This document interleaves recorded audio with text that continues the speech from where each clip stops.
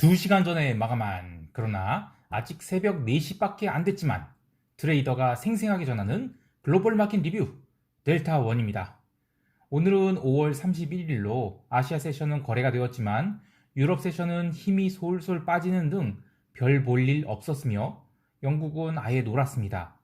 하지만 한국 시장에서는 계속해서 의미 있는 변화가 보이고 있기 때문에 단순히 월말 장세라고 넘길 것이 아니라 꼼꼼히 챙겨봐야 될 것 같아요. 아마 다들 고민하실 겁니다. 셀인 메이가 철저하게 틀렸기 때문에 셀인 준이라도 기다릴 것인지 아니면 인정하고 시장이 위쪽을 바라볼 것인지를요.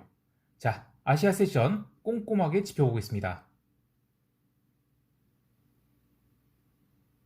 코스피 시장 출발은 강했습니다. 하지만 합성 선물 매도가 쏟아져 나오면서 채 2분도 버티지 못하고 지수가 부러져 버렸죠. 그렇게 30분 동안은 시장이 무너질 듯 겁을 주었지만 지난주 금요일 마지막 30분에 변동성이 떴기 때문에 장 초반 내려온 것은 콜옵션 변동성을 죽이기 위한 하락이었고, 따라서 오늘 같은 경우에는 밀리면 품매도가 정석입니다. 파생시장에서는 외국인이 숏을 초반부터 제법 세게 때렸죠. 현물시장에서는 처음 1시간만 1,000억 원을 매도하였을 뿐 그 뒤로는 매수로 전환해서 장마감까지 5,200억 원을 꾸준히 순매수했습니다. 특히 현물시장에서 외국인이 매수한 종목은 인덱스 상위 종목 1등부터 5등까지를 포함해서 거의 대부분 골고루 매수하는 이른바 바스켓 매매를 했죠. 삼성전자를 2,500억가량 매수한 등 그간 더럽게 안 밀리는 숏 포지션을 좀 줄이면서 쿼드러플 만기에 쓸 총알을 만드는 모습이었습니다. 기관들은 좀 다른 액션을 보였는데 보통 기관들이 차익거래 중심으로 매매를 하는 등 소극적인 매매 형태를 보였다면 오늘은 현물시장에서 외국인이 카운터파티가 돼서 주식을 대량 매도했습니다.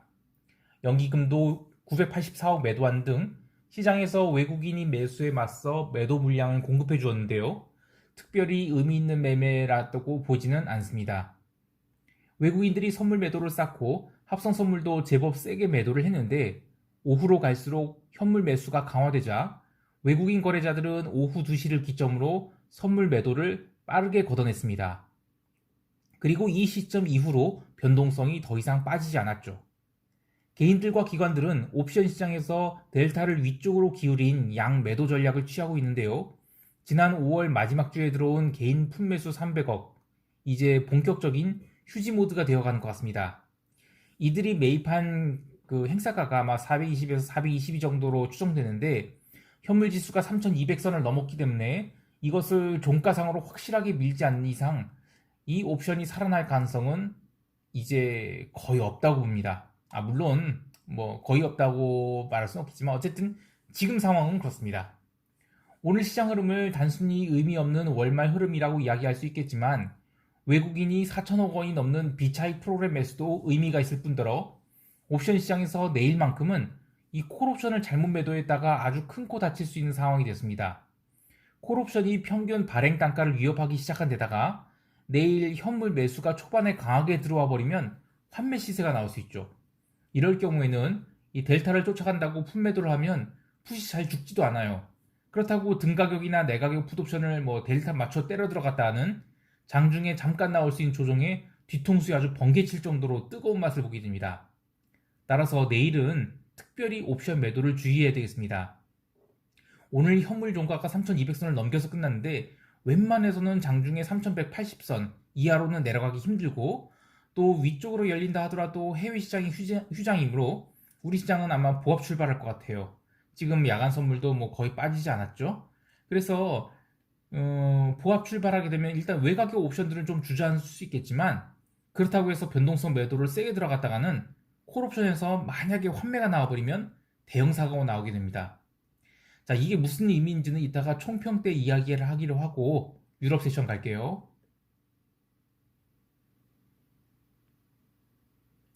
유럽 세션은 오늘 스탁스 지수가 솔솔 밀리면서 장마감 때는 마이너스 0.79%나 하락했는데요. 독일 지수도 막판에 마이너스 0.64% 넘게 하락을 해서 뭐지? 분위기가 이상해지는 건가? 라는 생각을 할 수 있을지 모르는데 그냥 월말이고 해서 그냥 단기 이익 실현하자는 의미에서의 조정이라고 봅니다. 그리고 헤드라인 꼽히는 것도 어쨌든 독일이 5월 한 달간은 그래도 1.9% 올랐지 않았냐. 그러면서 세린 메인은 아니었다라고 하면서 우려하지 않는 모습이죠. 스탁스 변동성도 지수 하락을 고려하면 뭐 거의 오르지 못했습니다. 어쨌든 증시는 이 실현 흐름이 나왔다 하더라도 걱정할 일은 아니다라는 결론입니다. 통화시장도 달러 인덱스가 90포인트를 하회했는데 거래량이 부족한 가운데 아시아 세션에서 오지와 키달러가 오르는 등 그냥 의미 없는 변동성 죽이기 장세가 이어졌습니다. 그런데 커머디티는 좀 달랐죠. 우선 유럽 세션 시작하자마자 브렌트가 70달러를 향해 막 달렸어요. 한 방에 넘기진 못했죠. 69.80달러에서 계속 얻어맞았는데 그래도 어쨌든 별일 없으면 이번 주 내로 70달러 넘기든지 아니면 다시 65달러 이하로 처박히든지 할 가능성이 있겠는데 저는 전자, 그러니까 브렌트 70달러 돌파의 가능성이 더 크다고 봅니다. 그리고 그렇게 된다면 텍사스 기름은 68달러를 터치하거나 넘길 가능성이 있습니다. 어쨌든 기름도 변동성이 커질 상황은 아닌 것 같고 월말이라서 그냥 조용히 넘어갔다고 봅니다. 골드도 아시아 세션에서 1913달러를 넘기기도 했지만 유럽 세션 들어와서는 약간 눌려서 별 의미 없이 끝났습니다. 전반적으로 유럽 세션은 조정을 보였다고 하지만 의미를 두기 어려운 조용한 장이었습니다. 자, 이제 미국 세션 가야 되지만 오늘은 미국 세션이 메모리얼 데이로 휴장하였죠. 그래서 바로 시장 총평하면서 증시 대응 전략 이야기해 봅니다.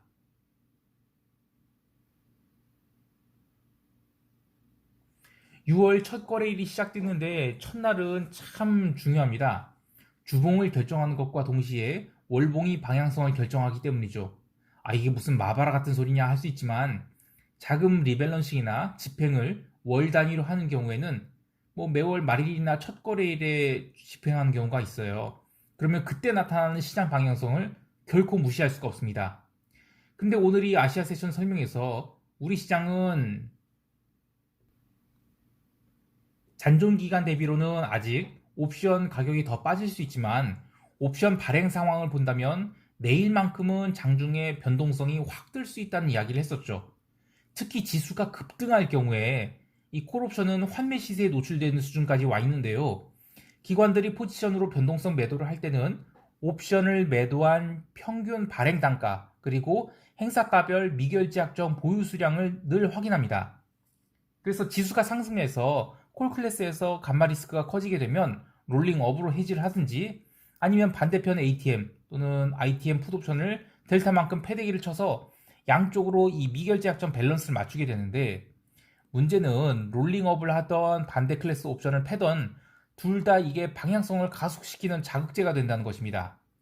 방향성을 가속시키면 그 거래들이 뭐 롤링업이 됐든 해지가 됐든 그게 끝날 때까지는 프리미엄이 살아나요.